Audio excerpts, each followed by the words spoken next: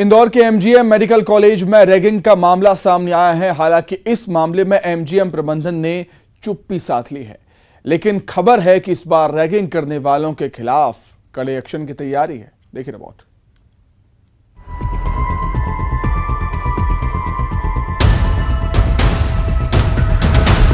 इंदौर के MGM medical college में ragging के सनसनीखेज मामले की जांच संयोगितागंज पुलिस ने शुरू कर दी है। जानकारी के मुताबिक पुलिस के हाथ कई अहम सबूत आए हैं। 6 से ज्यादा सीनियर छात्रों की पहचान भी कर ली गई है। आरोप है कि सीनियर छात्रों ने शारीरिक और मानसिक तौर पर जूनियर को प्रताड़ित किया।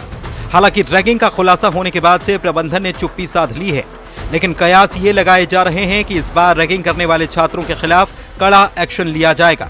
खबर के मुताबिक पीड़ित जूनियर मेडिकल छात्र ने रैगिंग करने वाले सीनियर्स के खिलाफ कई सबूत जुटाए और इसकी शिकायत दिल्ली यूजीसी की एंटी रैगिंग कमेटी को की। इसके बाद मामला डीन तक पहुंचा तो तकनीकी साक्ष्य समेत जांच पुलिस को सौंप दी गई। संयोगितागंज थाना पुलिस ने मामले में जांच जारी होने का दावा किया।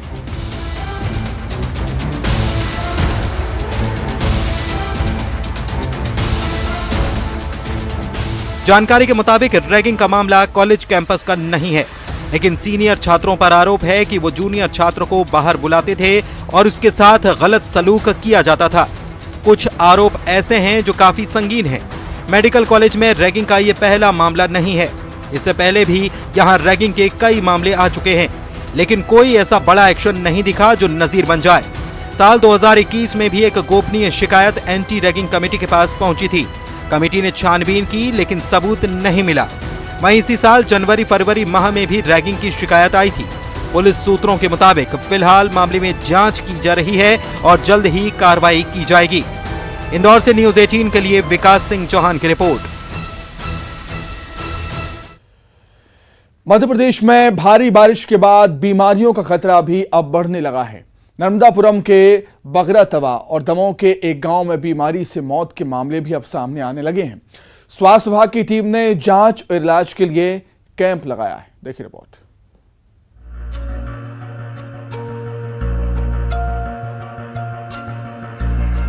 बारिश के बाद बीमारियों का फैलना एक बड़ा खतरा होता है और इस बार मध्य प्रदेश में भारी बारिश और बाढ़ ने इस खतरे को और बढ़ा दिया है। कुछ इलाकों से बीमारियां फैलने की खबरें भी आने लगी हैं। भारी बारिश वाले जिले नर्मदापुरम के बागरातवा में उल्टी दस्त का प्रकोप फैल गया है। यहां अब तक 3 लोगों की जान जा चुकी है, जबकि 12 से ज्यादा लोग बीमार हैं। फिलहाल इस इलाके में स्वास्थ्य विभाग की टीम के साथ खुद कलेक्टर ने डेरा डाला है। यहाँ पानी के सैंपल की भी जांच कराई जा रही है। उधर डॉक्टर्स की टीम लोगों के स्वास्थ्य की जांच कर रही है। नर्मदापुरम के अलावा दमोह के खंचारी पट्टी गांव में उल्टी दस्त से 2 लोगों की जान चली गई, जबकि 50 से ज्यादा लोग बीमार हैं। बताया जा रहा है कि कुएं का दूषित पानी पीने के बाद ये बीमारी फैली। स्वास्थ्य विभाग की टीम ने गांव में कैंप लगाया और गंभीर मरीजों को अस्पताल में भर्ती करा दिया गया। कीटनाशक खेतों में डल रहे, वो बह के उसमें गया होगा कुएं में, क्योंकि हर घर में 1-2 जन प्रभावित हैं और उल्टियाँ ज़्यादा हो रही थी। उनको दस्त कम लग रहे थे और एक वृद्ध व्यक्ति की ख़त्म हो गया था, उसको एक ही उल्टी हुई और वो ख़त्म हो गया। उधर बारिश के बाद फैल रही बीमारियों पर सरकार की नजर है। प्रभावित इलाकों में जरूरी सुविधाएं मुहैया कराई जा रही हैं। 10-12 लोग वहां बीमार हुए थे, वो अब पूर्णतः स्वस्थ हैं और वो अपने गांव में ही निवास कर रहे हैं। ऐसा कुछ पानी को लेके, क्योंकि वहां पर एक ही सोर्स है जिससे कि 3000 लोग उससे पानी पीते हैं, लेकिन उस पानी का भी टेस्ट करवाया गया, कुछ ऐसी चीजें उसमें नहीं निकली हैं। एक तरफ सूबे के कई इलाकों में भारी बारिश ने आफत मचाई है, ऊपर से अब बीमारियों का खतरा बढ़ने लगा है। उधर कोरोना के मामले भी बढ़ रहे हैं और मंकी पॉक्स भी एक नया खतरा बन चुका है। ऐसे में आने वाले वक्त में स्वास्थ्य विभाग की चुनौतियां बढ़ सकती हैं। Bureau report, news 18। हमारे बीच कई लोग ऐसे हैं जो जिंदगी में छोटी छोटी मुसीबत आने पर भी टूट जाते हैं, लेकिन हम आपको आज एक ऐसे युवा की कहानी बताने जा रहे हैं जो ऐसी चुनौतियों से ना सिर्फ लड़ा बल्कि जीता भी। देखिए।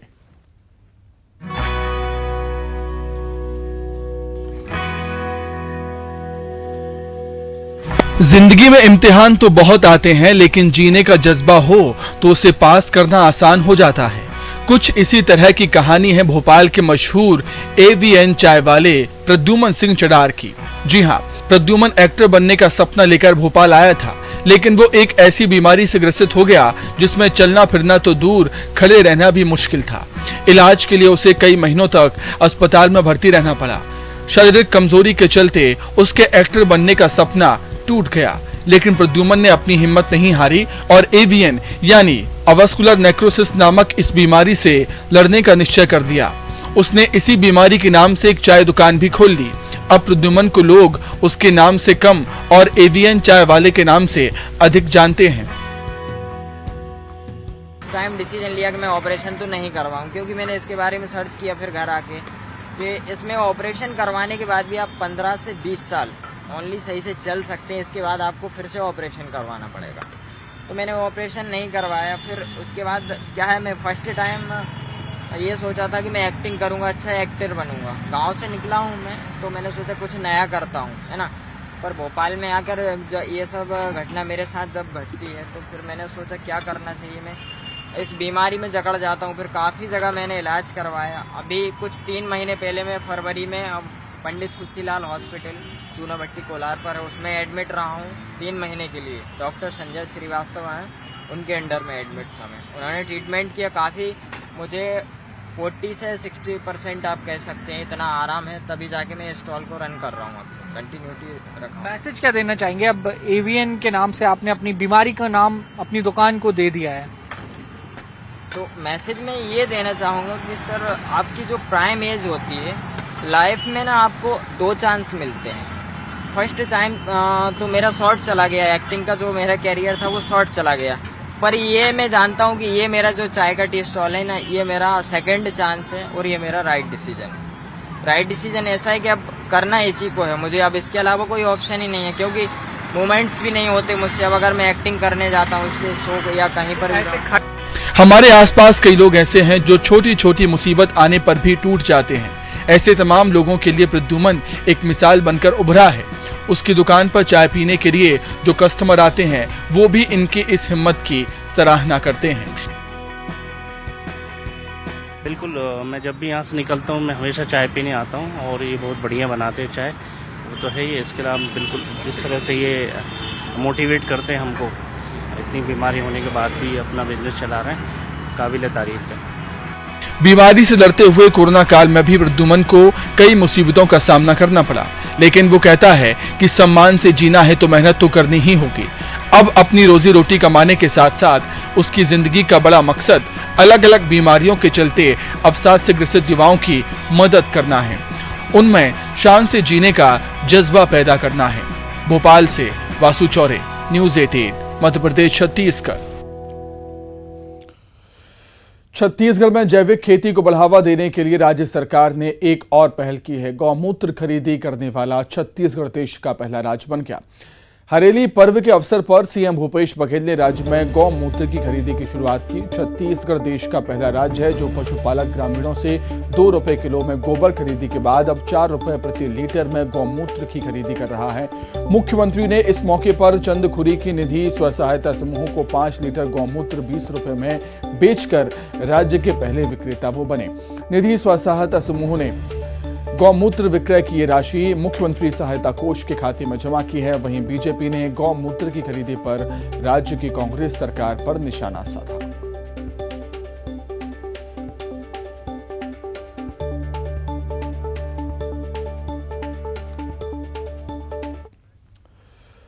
छत्तीसगढ़ के पहले त्योहार के रूप में मनाए जाने वाले हरेली पर सीएम आवास में हुए आयोजन को लेकर बीजेपी ने बड़ा तंज कसा है। बीजेपी के प्रदेश अध्यक्ष विष्णुदेव साय ने सरकार को छत्तीसगढ़िया के नाम पर पाखंड करने का आरोप लगाया। उन्होंने कहा कि सरकार गेड़ी चढ़ती है, भौरा चलाती है, कई आयोजन भी करती है जो पूरी तरह से ढोंग और पाखंड हैं।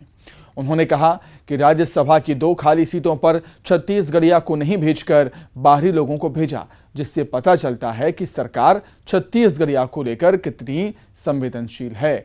सरकार की कथनी और करनी में काफी अंतर है। देखिए, ये तो ढोंग है पूरा। छत्तीसगढ़ियावाद की बात करते हैं मुख्यमंत्री और गेड़ी चढ़ते हैं, भौरा चलाते हैं और तरह तरह का पाखंड करते हैं। लेकिन उनके कथनी और करनी में जमीन और आसमान का फर्क है। आप लोगों को हमें कहना चाहेंगे, अभी पिछले समय 2 राज्यसभा की सीट यहाँ पर खाली हुई थी और कांग्रेस को यहाँ एक भी व्यक्ति नहीं मिला राज्यसभा सदस्य के रूप में जो दोनों सीट बाहर दे दिए।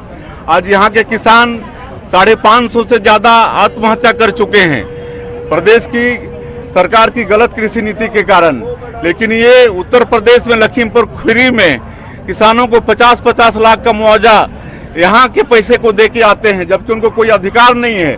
लेकिन यहाँ के किसान आज तरस रहे हैं, 5 लाख के मुआवजा के लिए भी तरस रहे हैं। तो अब जनता समझ चुकी है कि इनके कथनी और करनी में जमीन और आसमान का अंतर है। ये कहते कुछ हैं और करते कुछ हैं। खाली छत्तीसगढ़िया लोगों का हमदर्द बनते हैं, पाखंड करते हैं और इसका खामियाजा इनको 2023 की विधानसभा चुनाव में भुगतना। ने सभी को पता है गोबर खरीदी में कितनी घोटाला हुआ है। अब दूसरी घोटाला का तैयारी ही नहीं, इनका he is opening the screen.